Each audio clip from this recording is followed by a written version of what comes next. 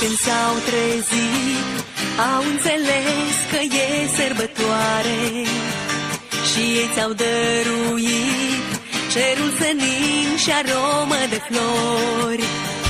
Meriți tot ce-i mai bun, căci e ziua ta, zi fermecătoare, și vei vedea acum petrecerea ta în mii de culori. Din nou e ziua ta, din nou îți cânt la aniversare și strălucește privirea ta ca un diamant ademenitor. Din nou e ziua ta, cea mai frumoasă și încântătoare, și îți doresc să ai liniștea unui destin înfloritor.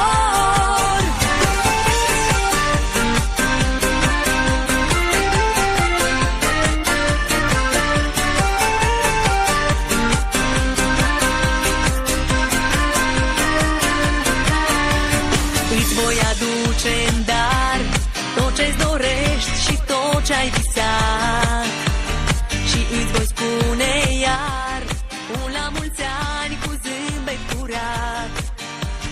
E sărbătoarea ta și vei avea o seară de vis. Te voi omagia și vom dansa cu dor aprins. Din nou e ziua ta, din nou îți cânt la ani. Salutare, dragi prieteni! În această zi frumoasă, echipa Florăriei Ali se află în Roman. De această dată mergem către doamna Mirela să feștăm cu plinirea frumoasei vârste, să urăm sincer și călduros la mulți ani. Surpriza este pusă la cale din partea celor dragi care o iubesc enorm de mult și care îi mulțumesc pentru toate lucrurile făcute pentru ei. Rămâneți cu noi să vedeți și dumneavoastră din partea cui este surpriza.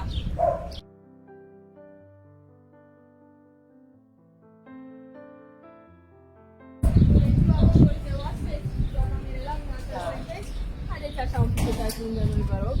Bună ziua încă o dată, sunt de la Florăria Ali din Roman și după cum se vedea o surpriză pentru dumneavoastră, căci cineva foarte drag s-a trecut astăzi de zi de sărbătoare la dumneavoastră. Pentru că sunteți o maniacă, meritați toată atenția, dar și toate laudele totodată. Să știți că vreau să vă dau câteva indicii înainte să-mi spuneți cine credeți că este acea persoană. Cine ne-a trimis aici vă mulțumește pentru tot. Vă mulțumește pentru educație, vă mulțumește pentru grijă, vă mulțumește pentru că iubiți necondiționat, pentru că îi ajutați și că le oferiți tot, până la ultima bucățică. Și chiar dacă sunt mari, dumneavoastră toți sunteți cu gândul la ei. Cine sunt acele persoane care ne-a trimis aici? La ce vă gândiți? Unde sunt copiii? Care acum prezent da, așa. Celălalt, al doilea, tot la muncă, al treilea, tot la muncă. Toți sunt la muncă. Să știți că aveți dreptate, este din partea băiatului, dar aveți mai mult băiat. Da. O să vă și spun imediat din partea cui este. Vreau anume a cui băiat, vreau întâi de toate să înmân acest buchetel, pentru că meritați toate florile de pe acest pământ, pentru că noi femeile suntem ca niște flori și merităm toate florile, mai ales că dumneavoastră sunteți mamă, ați fost și veți rămâne întotdeauna o mamă bună care le-a dăruit totul copiilor săi. Să știți că aici mai am un mesaj de felicitare din partea lor, un mesaj mare, după cum se vede, dar atât de multe cuvinte frumoase de la mulți ani, dar și de mulțumire față de dumneavoastră, care nimic și niciodată nu va putea șterge aceste cuvinte și acele sentimente care le are în față de dumneavoastră. Și dacă se poate să-i dau citire acestui mesaj. Azi, în mare zi de sărbătoare, când încă o floare strângi în buchetul vieții, astăzi, când pentru alții e o zi doar oarecare, îți urez la mulți ani, mamă, zâmbetul tău perfect. Astăzi, mai mult ca niciodată, să plângi de bucurie, să zâmbești. Astăzi, mamă, să nu fii supărată. Astăzi, când anii ți sărbătorești, te iubesc atât de mult, deși poate nu mă crezi. Și mi-aș dori să te țin acum în brațe, dar să știi că nu sunt aici să mă vezi, dar îți trimit în dar bucurie și speranță, fiul tău cel mare, înaintea tuturor, cel dintâi, cel mai breaz și cu tupeu, îți doresc sănătate, bucurii, dar și trai ușor. Cum mi-ai dorit și tu, dacă ai fi în locul meu, tot ce mi-am dorit să-i dea Dumnezeu și ție, atât de multe și atât de multă dragoste cum o am și eu în suflet. Tot ce mi-ai urat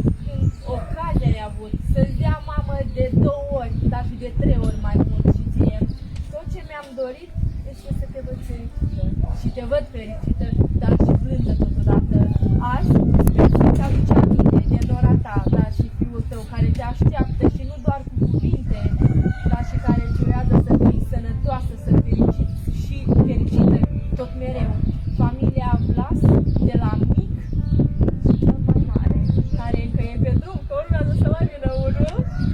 Până la mare, care îți fie acum, îți urează la mulți ani și multă fericire. O zi superbă și plină de entuziasm ca tine, scumpa și iubita noastră mamă, să rămâi mereu tânără, frumoasă, deșteaptă și grijulie, cum ai fost și până acum. Te iubim și îți mulțumim pentru tot. La mulți ani fericire. De ce aveți lacrimilor? De emoții? Este ceva normal, este vorba de copii, este ceva normal, nu? Vă așteptați să se facă o arată de frumoasă? Nu? Vreau acum să vă uitați la colegul meu și să transmiteți și lor câteva cuvinte frumoase, cum am făcut și ei pe mine. Vă mulțumesc pentru tot. Vă iubesc. Cum are, dar cu siguranță îi spuneți în fiecare zi că îi respectați, dar și că îi apreciați mult. Dumneavoastră vreau să rămâneți la fel de frumoasă, la fel și tânără și ce faceți când sunteți așa bine la vârsta care o aveți? Ce faceți? E normal. Trăiți normal, nu? Și dragostea copiilor vă face să arătați atât de bine și vă mențin pe palme ei, nu? Lacrimile care vă curg acum să fie doar lacrimi de fericire și întotdeauna doar lacrimi de fericire, niciodată de tristețe. Să rămâneți la fel așa cum sunteți, zâmbătoare, zâmbăreață, grijulie și iubitoare de toate. La mulți ani. Dacă se poate vă îmbrăcesc, multă sănătate și fericire, vă dau și acest mesaj, să-l citiți ori de câte ori veți dori să fiți alături de sufletul.